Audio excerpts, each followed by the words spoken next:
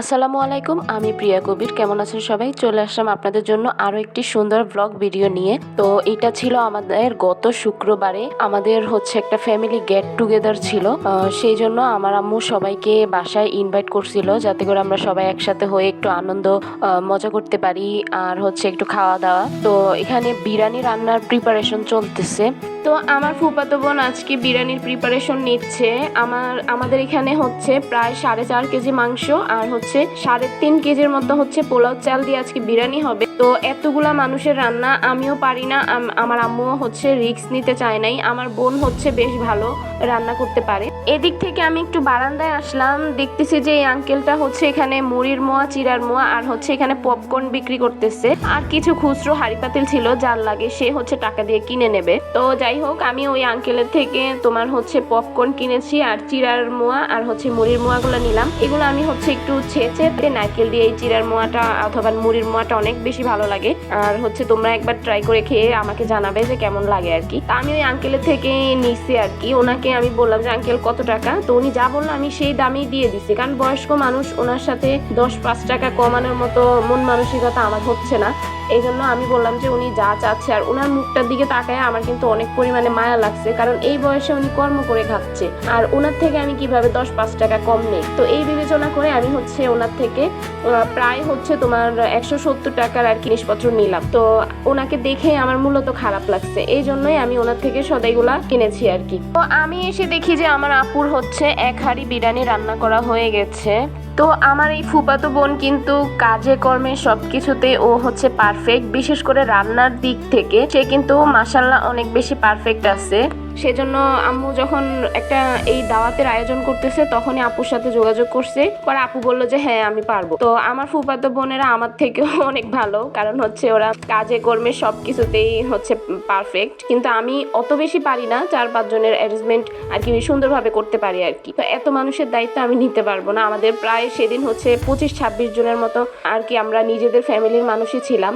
তো যাই হোক, আপু ওই দায়িত্ব নিছে। এখন 2 বারে আপু বিরিয়ানিটা রান্না করতেছে। তো আমি পরে আপু আমাকে মনে করাই দিছে যে ব্লগ ভিডিও বানাও না। পরে এই কথা বলার পরে আমি সাথে সাথে আর কি যতটুকু পারছি ততটুকুই তোমাদের সাথে আর কি শেয়ার করছি। এখানে দেখো 1 হাঁড়ি বিরিয়ানি কিন্তু অলরেডি রান্না করা শেষ। আর আমাদের যেহেতু বাসার চুলার মধ্যে 1 হাঁড়িতে একসাথে রান্না করা যায় না, কারণ চুলার পাশেই কিন্তু আমাদের গ্যাস লাইনের যে পাইপ ওইটা থাকে, ওইটার জন্য একটু রিস্ক আছে। তো আপু বলতেছে যে 2 হাঁড়িতে আর কি করবে। তো এই জন্য আমরা 2 হাঁড়িতেই আর কি একবারে গোস্তটা রান্না করে তারপরে 2 হাঁড়িতে একবারে বিরিয়ানি রান্না বসাই দিছে আর কি। তো একটা হাঁড়িতে বিরিয়ানি রান্না হয়ে গেছে, এখন আবার আরেকটা হাঁড়িতেও বিরিয়ানি রান্না হয়ে গেছে। তো বিরিয়ানি তো আমরা সবাই রান্না করতে পারি, কিন্তু এখানে বিরিয়ানিতে যা যা মশলা দিছে সেগুলো আমি তোমাদের সাথে শেয়ার করতে ভুলে গেছি। বললামই তো যে লাস্ট মুহূর্তে এসে আমি তোমার ভিডিওটা ক্যাপচার করেছি।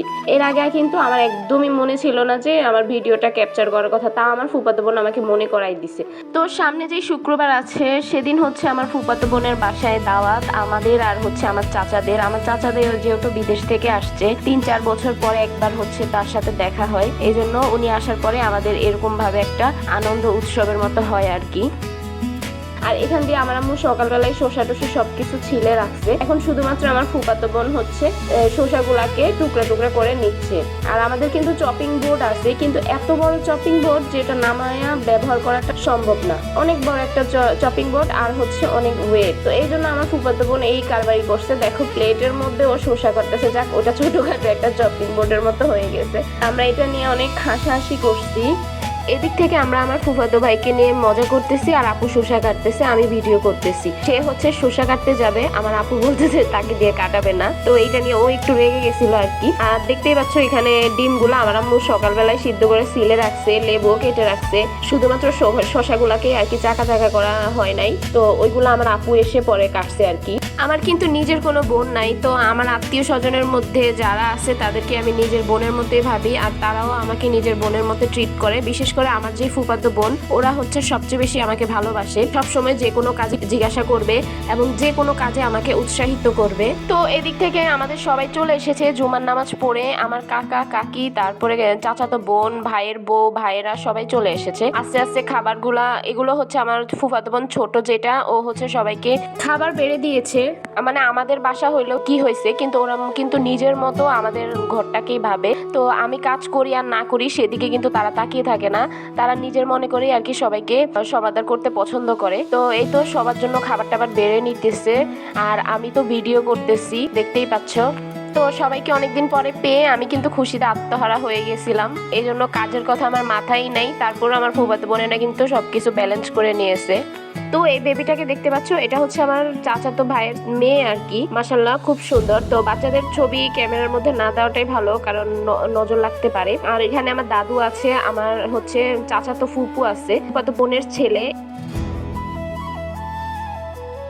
এটা আমার চাচাতো বোন। আমি কিন্তু সবার ফেস দেখাই নাই, কারণ সবাই কিন্তু ক্যামেরার মধ্যে স্বাচ্ছন্দ্য বোধ করে না। যারা হচ্ছে স্বাচ্ছন্দ্য বোধ করে আমি শুধুমাত্র তাদেরকে, আর মেয়ে মানুষের জন্য একটু প্রাইভেসিরও ব্যাপার আছে। এখানে আমার আব্বু এই যে সোফায় বসে আছে, আর এটা হচ্ছে আমার চাচাতো বোন, এটা ফুফাতো ভাইয়ের ছেলে। আর এখানে আমার দাদি আছে, চাচি আছে, আমার আম্মু আছে। আর এই তো আমার চাচা ওই যে খাটের সাথে বসে আছে, ওইটা আমার ফুফাতো ভাই। তো খাওয়া দাওয়া শেষে এখন সবাই বসে আড্ডা দিচ্ছে, আর আমরা হচ্ছে সবাই ফটো তুলবো। এই তো আমরা সবাই এখন এখানে একসাথে হয়ে ফটো তুলেছি। তো যারা যারা হচ্ছে ফেস দেখাবে না, আমাদের মুখের মধ্যে স্টিকার দিয়ে দিয়েছি। তো তোমরা আমাদের ছবিগুলো দেখতে থাকো। আর আজকের ব্লগটি কেমন লেগেছে অবশ্যই আমাকে কমেন্ট বক্সে জানাতে ভুলবে না। আর আমার দাদির সাথে আমরা দুই বোন ছবি তুলেছি, ওইটা আমার চাচাতো বোন ছিল, আর পাশের জন তো আমি, আমাকে তো সবাই চিনো। আর এখানে যাদেরকে দেখতে পাচ্ছ, আমার আম্মু আমার কাকি দুজন একসাথে বসে আছে।